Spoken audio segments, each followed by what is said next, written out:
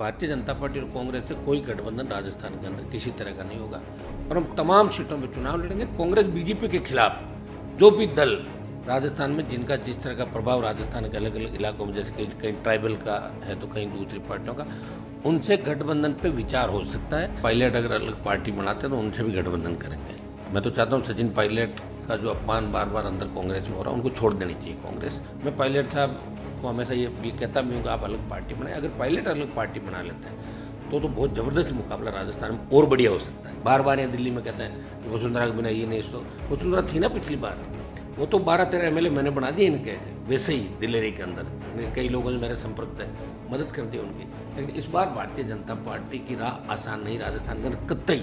हमारे साथ बातचीत करने के लिए आरएलपी के अध्यक्ष और राजस्थान से सांसद हनुमान बेनीवाल। हनुमान जी, इस साल राजस्थान में विधानसभा चुनाव होने हैं और हर राजनीतिक पार्टी अपनी अपनी गठबंधन के लिए साथी तलाशने की कोशिश कर रही है। अभी 2 दिन पहले आपसे मुलाकात हुई अरविंद केजरीवाल, भगवंत मान की, आम आदमी पार्टी के दोनों मुख्यमंत्री भी हैं पंजाब और दिल्ली के। देखिए, भगवंत मान तो मेरे अच्छे मित्र हैं, लोकसभा में साथ रहे हैं और वो एक मेरा पारिवारिक कार्यक्रम था बेटी के बर्थडे का, उसमें तमाम पार्टियों के लोग आए थे। पिछली बार भी राष्ट्रीय लोकतांत्रिक पार्टी ने मुद्दों को लेकर पार्टी का गठन किया। कर्ज मुक्त राजस्थान, कर्ज मुक्त किसान, फ्री बिजली, टोल मुक्त राजस्थान, रोजगार, मजबूत लोक, इनको लेकर हमने बड़ी हुंकार रैलियां करी। उसके बाद पार्टी का गठन किया और ये शायद पहली पार्टी राजस्थान की 70 साल में जो क्षेत्रीय पार्टी का जिसको दर्जा मिला। 57 सीटों में हमने पिछली बार बिना गठबंधन के उम्मीदवार उतारते 9 लाख के करीब वोट हमारा आए। लोकसभा के अंदर हमने बीजेपी से गठबंधन किया और 25 सीट बीजेपी एनडीए के रूप में हम सबको मिली और किसान आंदोलन में हम अलग हो गए।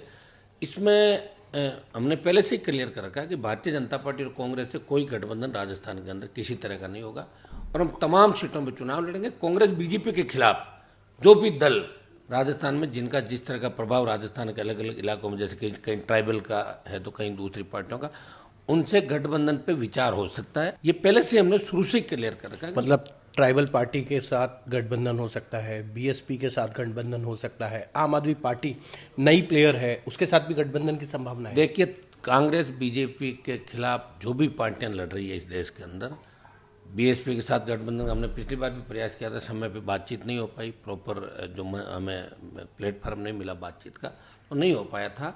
और पिछली बार हम सब ने मिलकर, कांग्रेस बीजेपी का जो वोट शेयर था राजस्थान में, 1,39,00,000 कांग्रेस को मिले, 1,35 के लगभग भाजपा और 80 लाख के कर्म हम सबको मिले वोट मिला के। तो अब की बार मैं इतना ही कहता हूँ, राजस्थान का किसान जवान राजस्थान का बदलाव चाहता है। जिस तरह राजस्थान अपराध में 1 नंबर पे आ गया, बदनामी जो राजस्थान की हुई, कांग्रेस बीजेपी ने मिलकर जिस तरह राजस्थान को लूटा, उससे लोग दोनों पार्टियों से मुक्त शासन राजस्थान के अंदर चाहते हैं। तीसरा मोर्चा, पहला मोर्चा बनेगा, वोट 2 करोड़ के लगभग जाएगा हम सबका मिला के राजस्थान का। और हम ये चाहते हैं कि वोट एक जगह आ जाए सारा। हम प्रयास करेंगे कि बीजेपी को भी रोकें और कांग्रेस को भी रोकें।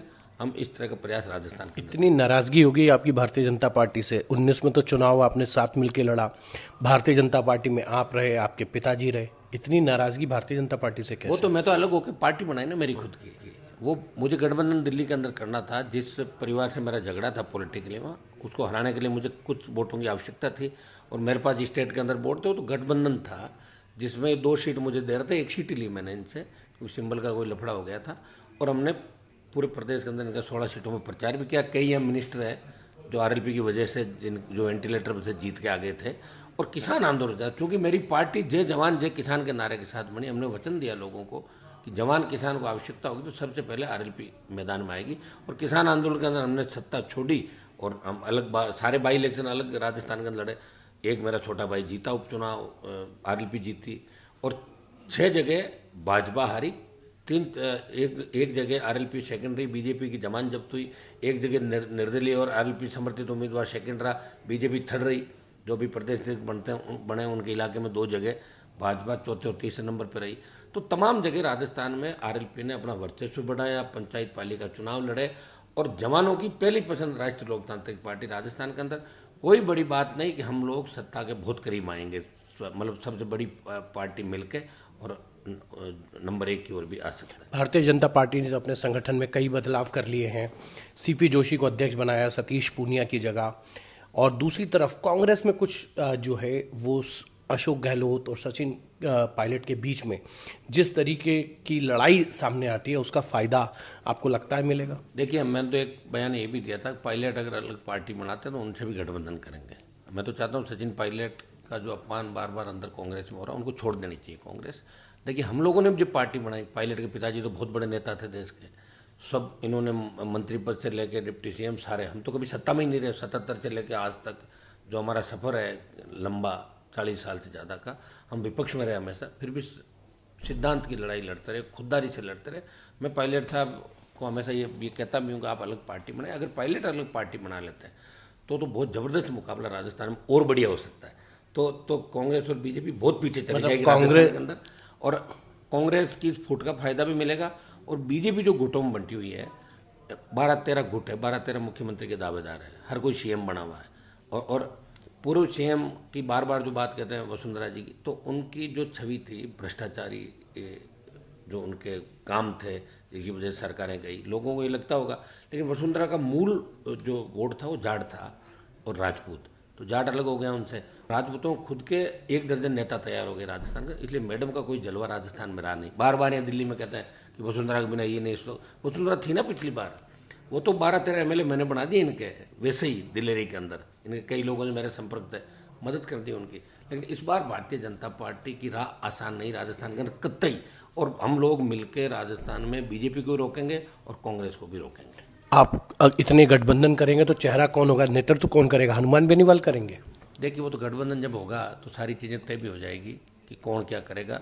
लेकिन अभी राजस्थान में तीसरे विकल्प के रूप में कोई खड़ी पार्टी तो आरएलपी पार्टी है।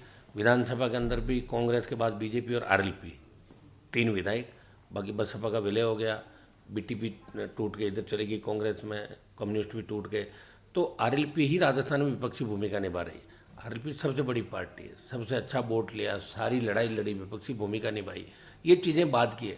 लेकिन हमारा पहला मकसद ये रहेगा कि भारतीय जनता पार्टी और कांग्रेस को राजस्थान में रोकें।